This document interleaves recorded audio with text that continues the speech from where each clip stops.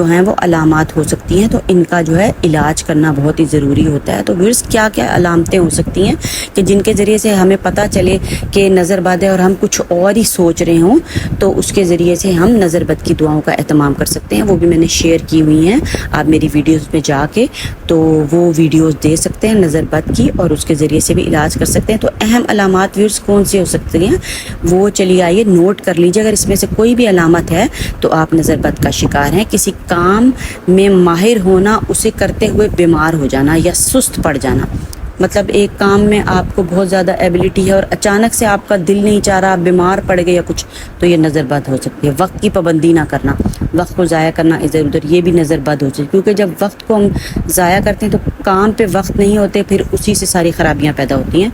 कारोबार, मनसब, ओहदे का बर्बाद हो जाना, एकदम से नौकरी चले जाना, या आप जिधर काम करें नौकरी से निकाल